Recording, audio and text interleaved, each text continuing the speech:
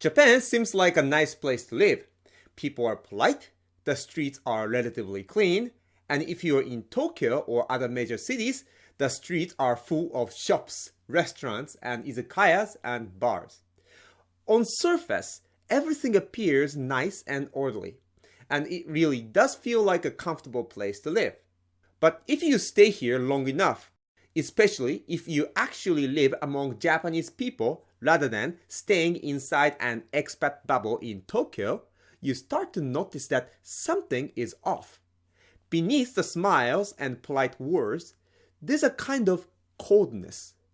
They don't smile because they're happy.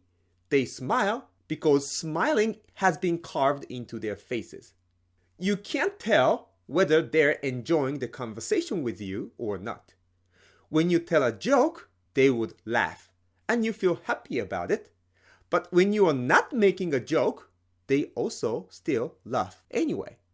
At that point, you start to wonder if they're simply playing the role of someone who enjoys having a conversation with you. You have no idea what they are thinking inside. There is this role-playing culture in Japan, often described with the word tatemae. And this tatemae isn't limited to formal or public settings. It exists even within families.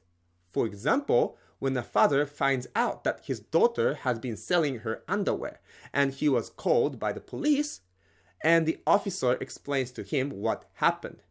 In that moment, the expected role of the father is to scold his daughter and tell her not to do it again.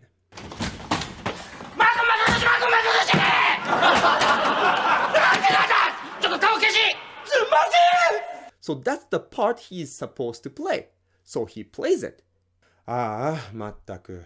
おい、これからはもうこんなことやるんじゃないぞ。わかったか？うん、わかったよ、パパ。ごめんなさい。The daughter understands that this is just another matter of tatemae, so she responds with tatemae as well. She plays the role of the daughter who regrets her own action and apologizes.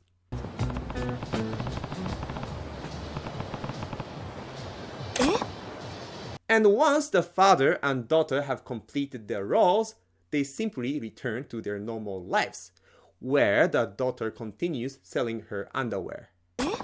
Living in such a society, you start to feel that something is off. And Japanese people also feel that too. They sense that something is not right, but they don't know what exactly is not right.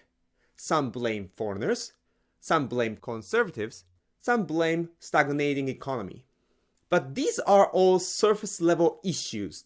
The fundamental issue is that people are living within a structurally malfunctioning system that no longer allows for a natural, organic Japanese way of life. So they always hide their true inner feelings and perform a happy, civilized person. The gap between how life should be and how life actually is can be seen clearly in anime.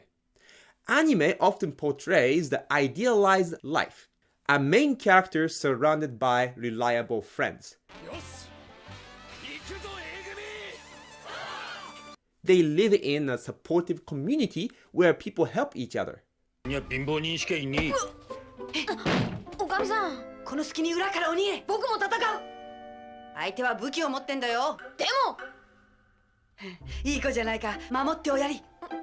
And they're surrounded by environment where they can feel the spiritualities, ghosts, and some divine powers.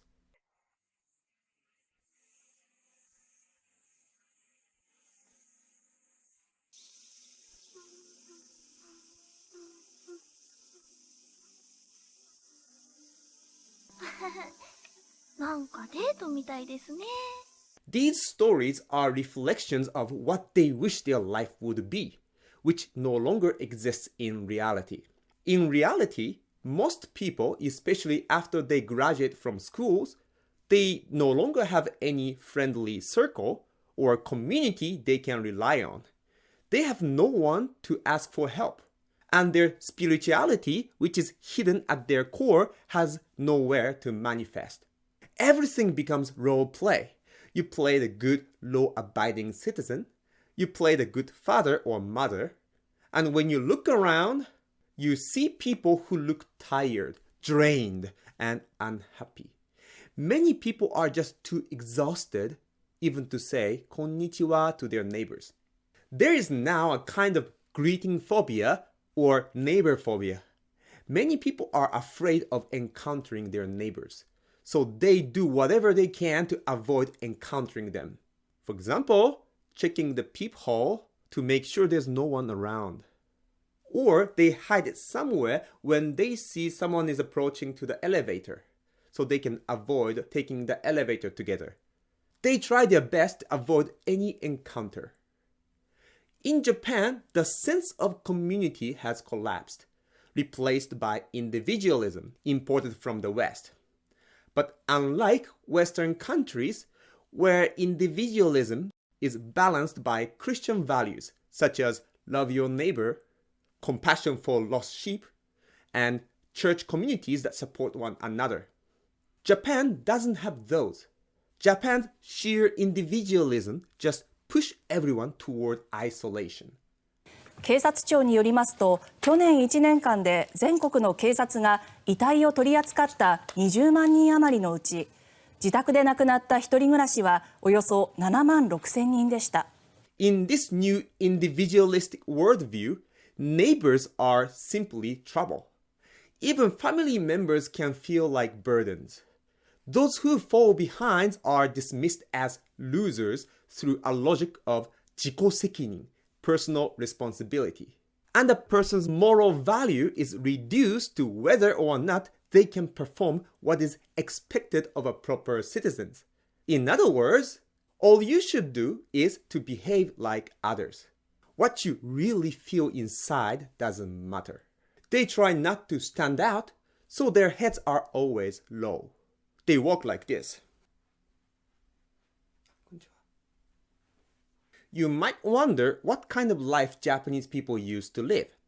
You can see by looking at the culture of traditional rural villages. Japanese people had a worldview in which the spiritual world and the physical world overlapped. Everything has a spirit, even a rock or a leaf, and everything was sacred. Nature was a channel through which spiritual power flowed, and humans were simply part of that flow. We were not special. We were just one of those things, like a rock. This worldview is reflected on film like Princess Mononoke or the anime Mushishi.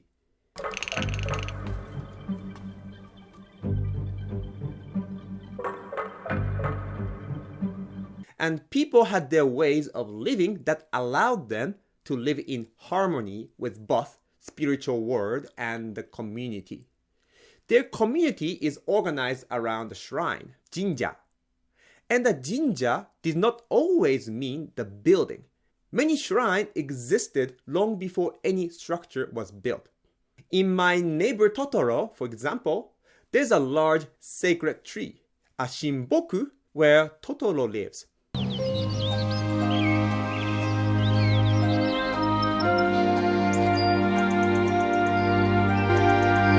メイがお世話になりました。これからもよろしくお願いいたします。お願いいたします。 The tree itself functions as the shrine, and the community formed around it. And the shrine also worked as their token, something that represented them, represented whatever deity that they worshipped.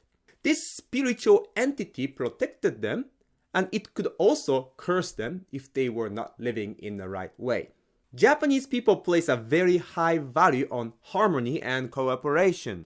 This comes from geography and history. Many villages were in mountain areas with limited resources, and natural disasters like earthquakes and typhoons were very common. So mutual help, mutual assistance was necessary for survival. But this doesn't mean Japan was totalitarian.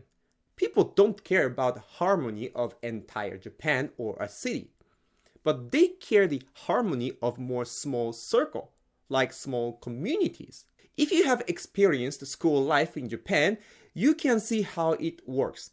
Students actually do not care about what schools and teachers tell them. What matters most is the order and rules inside their own small groups, their friend circles, or clubs, or classes.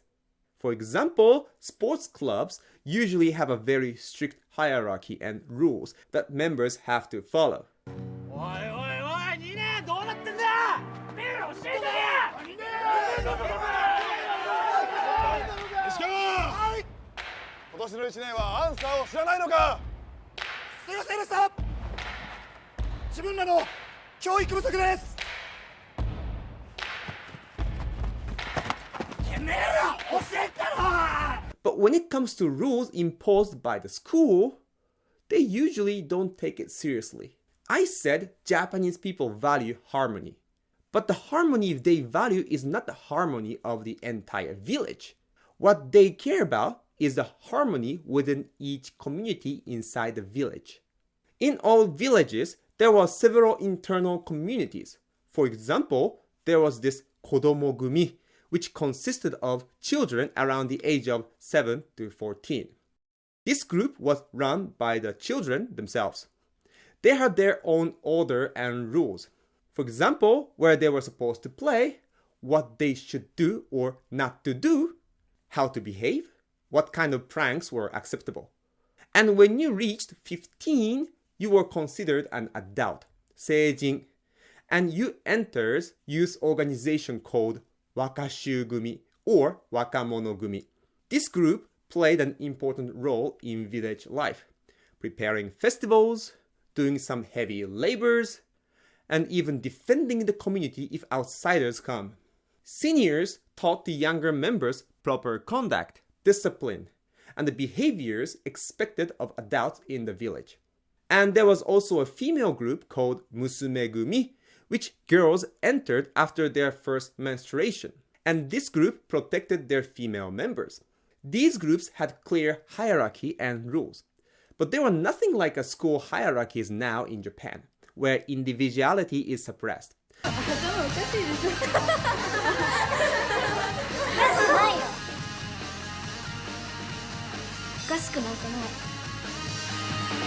Instead, they functioned as systems that support each member's basic need and helped everyone to live happily.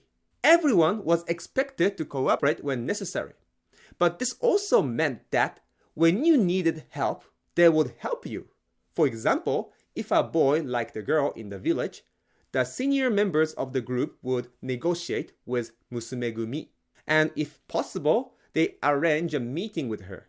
And if there is someone who had never had a romantic relationship before, the group would help him find an opportunity to do so. In Western Japan, there was a custom called yomenusumi, bride stealing. When a boy and a girl were in love, but their parents did not approve, or because of some situations, their marriage was not allowed, some men in the youth organization would go to the girl's house and steal the maiden and bring her to the boy so the couple could live together. So if Romeo and Juliet were in Japan, Mercutio and his gang would come to Capulet's house, steal Juliet, and brought her to Romeo so they can live together. So maybe they didn't have to die after all.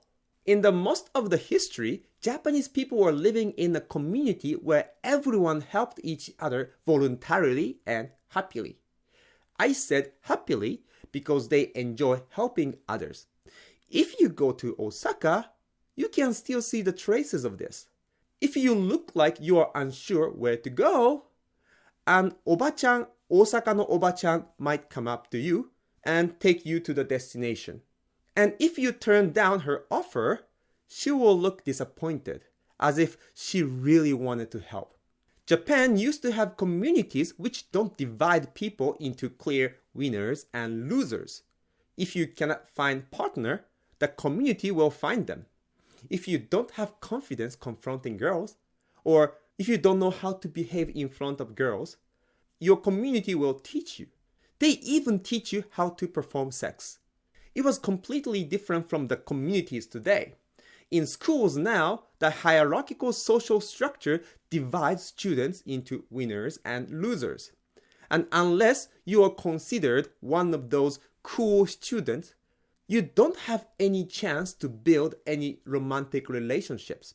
So many students simply turn to porn with no romantic experience and with no hope of having a real relationship.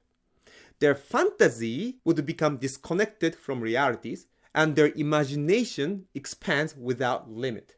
That's why Japan produces lots of hentai.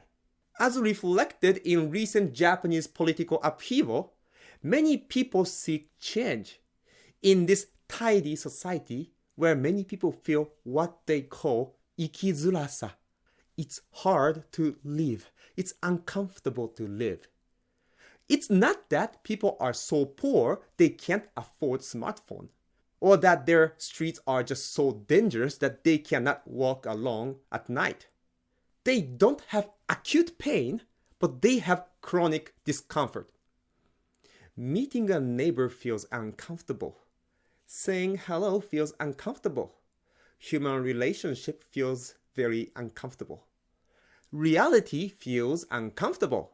So they have created this massive fantasy world of anime, manga, games. And these worlds let them experience a life that could have been theirs. じゃあ紹介するね。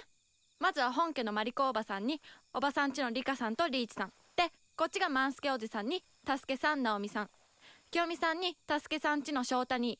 で、こっちはマンサカおじさんに、おじさんちは男3人兄弟で、頼彦さんのお嫁さんののりこさんと、邦彦さんのお嫁さんの奈々さん。勝彦さんのお嫁さんの由美さんに、由美さんちの雄平と恭平。で、奈々さんちのかなちゃんと、のりこさんちの慎吾と真央。覚えた？いや、どうかな。ま、とりあえずよろしくお願いします。いやー、おばあちゃんがよく認めたわよね。私なんか連れてくる男みんな追い返されたわよ。だって東大で休暇の目で留学経験ありでしょ。ちょっとできすぎよね。ほんと嘘みたいにいい物件